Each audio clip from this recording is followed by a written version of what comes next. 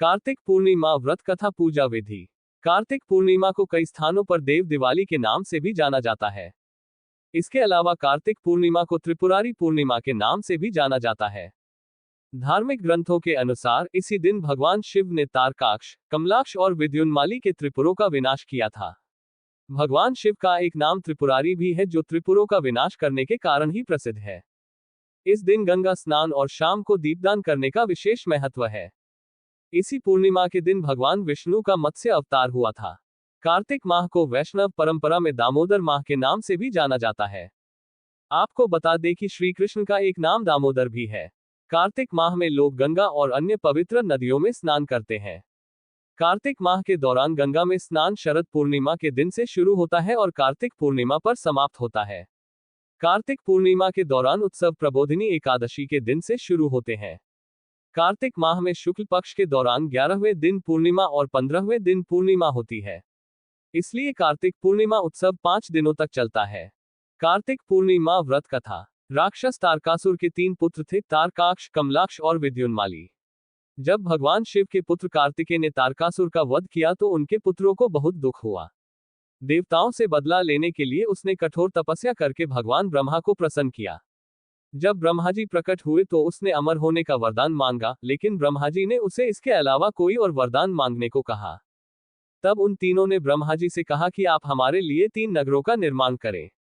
आओ हम इन नगरों में बैठे और आकाश मार्ग से सारी पृथ्वी पर घूमें। आइए 1000 साल बाद एक जगह मिले। उस समय जब हमारे तीनों नगर मिलकर एक हो जाएंगे, तब जो परमेश्वर उनको एक ही बाण से नष्ट कर सकेगा वही हमारी मृत्यु का कारण होगा। ब्रह्मा जी ने उसे यह वरदान दिया। ब्रह्मा जी का वरदान पाकर तारकाक्ष, कमलाक्ष और विद्युन्माली बहुत प्रसन्न हुए। भगवान ब्रह्मा के कहने पर मयदानव ने उनके लिए 3 नगरों का निर्माण किया। उनमें से एक सोने का, एक चांदी का और एक लोहे का था। सोने का नगर तारकाक्ष का, चांदी का नगर कमलाक्ष का और लोहे का नगर विद्युन्माली का था।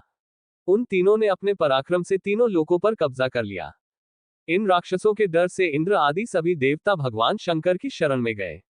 देवताओं की बात सुनकर भगवान शिव त्रिपुरों का विनाश करने के लिए तैयार हो गए। विश्वकर्मा ने भगवान शिव के लिए एक दिव्य रथ का निर्माण किया था। चंद्रमा और सूर्य उसके पहिए बने, इंद्र, वरुण, यम और कुबेर आदि लोकपाल उस रथ के घोड़े बने। हिमालय धनुष बने और शेषनाग उसकी प्रत्यंचा बने। भगवान विष्णु स्वयं बाण बने और अग्निदेव उसकी नोक बने। जब भगवान शिव त्रिपुर को नष्ट करने के लिए उस दिव्य रथ पर सवार हुए तो राक्षसों में हाहाकार मच गया। दैत्यों और देवताओं के बीच भयंकर युद्ध छिड़ गया। जैसे ही त्रिपुर एक सीधी रेखा में आए, भगवान शिव ने दिव्य बाण चलाकर उन्हें नष्ट कर दिया। त्रिपुरों के नष्ट होते ही सभी देवता भगवान शिव की स्तुति करने लगे। भगवान शिव को त्रिपुरारी भी कहा जाता है क्योंकि उन्होंने त्रिपुरों का अंत किया था। कार्तिक पूर्णिमा विधि। कार्तिक पूर्णिमा के दिन गंगा स्नान, दीपदान, हवन और यज्ञ करने से सांसारिक पापों और तापों का शमन होता है। इस दिन अन्न, धन और वस्त्र दान का बहुत महत्व बताया गया है। इस दिन आप जो भी दान करते हैं उसका कई गुना लाभ मिलता है। ये भी माना जाता है कि आज आप जो कुछ भी दान करते हैं वह स्वर्ग में आपके लिए सुरक्षित रहता है, जो मृत्युलोक छोड़ने के बाद आपको स्वर्ग में प्राप्त होता है। शास्त्रों में उल्लेख है कि कार्तिक पूर्णिमा के दिन पवित्र नदियों, सरोवरों तथा गंगा, यमुना, गोदावरी, नर्मदा, गंडक, कुरुक्षेत्र, अयोध्या, काशी जैसे धार्मिक स्थानों पर स्नान करने से विशेष पुण्य मिलता है। महर्षि अंगिरा ने स्नान के संदर्भ में लिखा है कि स्नान करते समय कुशा और दान करते समय हाथ में जल और जप करते समय संख्या का संकल्प न किया जाए तो कर्म का फल नहीं मिलता है।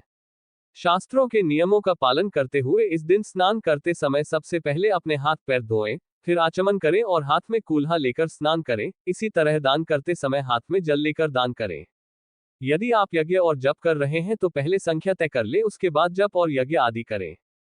कार्तिक पूर्णिमा का दिन सिख संप्रदाय के लोगों के लिए भी बहुत महत्वपूर्ण है क्योंकि इसी दिन सिख संप्रदाय के संस्थापक गुरु नानक देव का जन्म हुआ था। सिख संप्रदाय को मानने वाले लोग सुबह स्नान करके गुरुद्वारों में जाते हैं, गुरुवाणी सुनते हैं और नानक जी के बताए रास्ते पर चलने की शपथ लेते हैं।